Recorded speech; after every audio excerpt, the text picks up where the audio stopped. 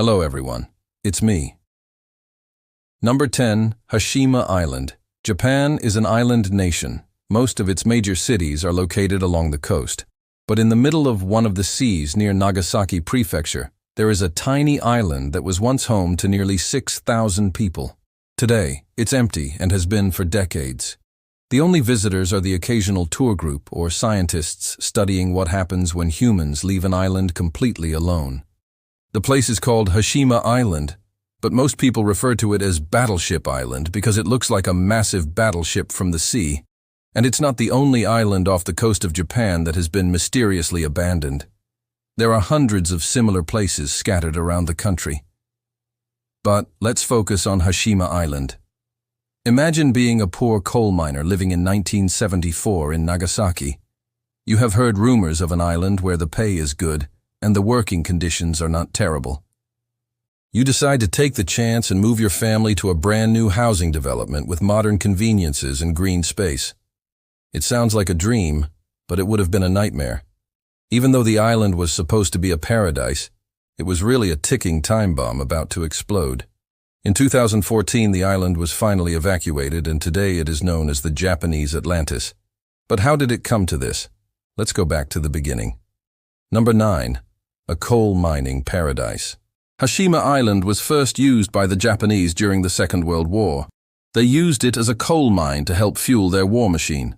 But after the war ended, the mine continued to operate under new management. The Mitsubishi Company purchased Hashima Island and turned it into a thriving community. By the 1960s, the island had become one of the largest coal mines in the world. It also became one of the largest man-made islands in the entire Pacific Ocean. Coal mining is hard, dirty work. To attract more workers to the island, Mitsubishi built nice housing for them, including running water and electricity.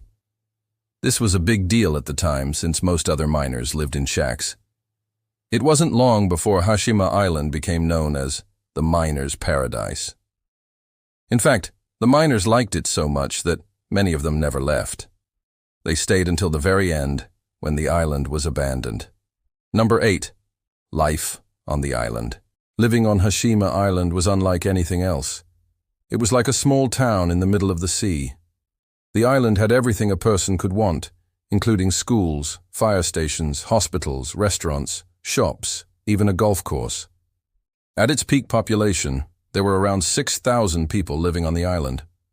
But life on the island wasn't all fun and games.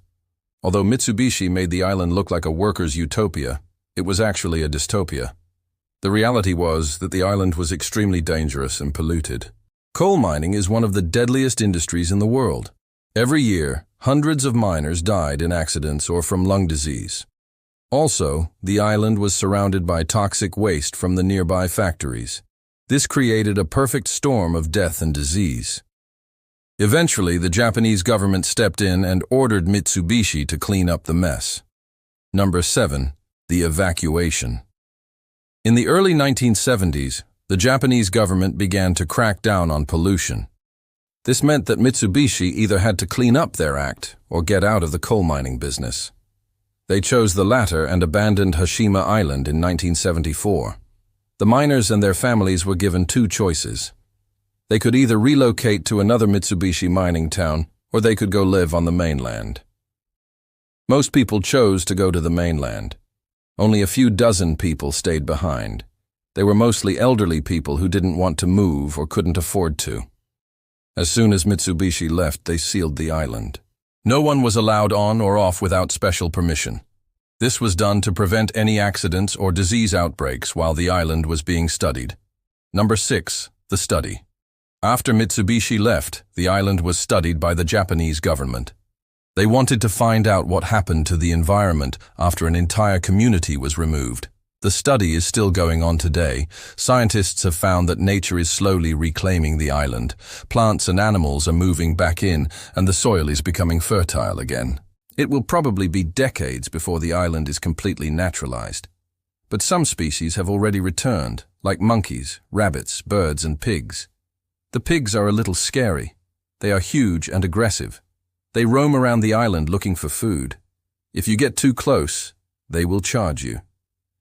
The scientists say the pigs are a sign of how polluted the island used to be. The pigs are scavengers, and they wouldn't be able to survive on a clean island. No. 5. The future of Hashima Island. The future of Hashima Island is uncertain. The Japanese government doesn't know what to do with it.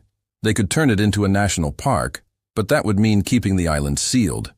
No one would be allowed in unless they had special permission. Or the Japanese government could open up the island to tourists, but that would disturb the ecosystem. Whatever happens, it's unlikely that anyone will ever live on Hashima Island again. Number 4. Hashima Island today.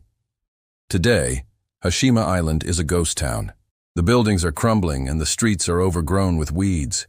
It looks like something out of a horror movie. The only people who visit are scientists and the occasional tour group.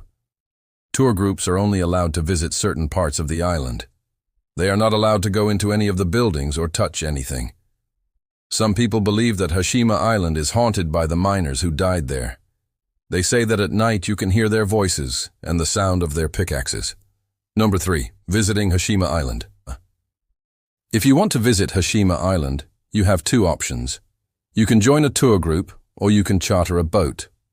Tour groups are the easiest way to visit, but they are expensive. A tour costs around $1,000 per person.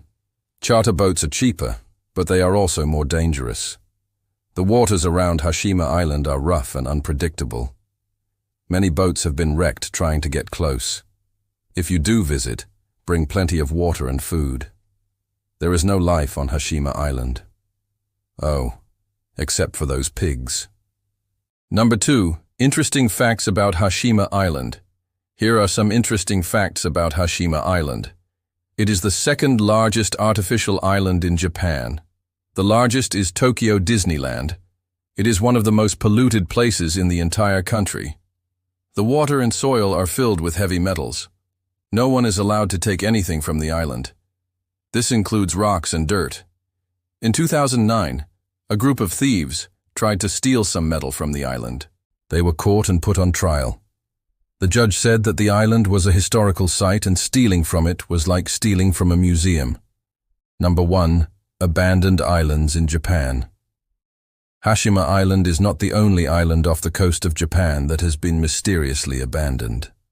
There are hundreds of similar places scattered around the country. Most of these islands were used for military purposes during the Second World War. After the war ended, the Japanese government simply forgot about them. One of the most interesting abandoned islands is called Oki Island. Oki Island was once home to a thriving community of fishermen. But in the 1970s, the fish began to disappear. The fishermen couldn't make enough money to support themselves and their families, so they all left. Today, Oki Island is uninhabited. The only visitors are scientists and the occasional tourist. Thanks for watching. What do you think of the abandoned island? Which place in the world would you love to explore? Let me know in the comments below. See you next time. Bye.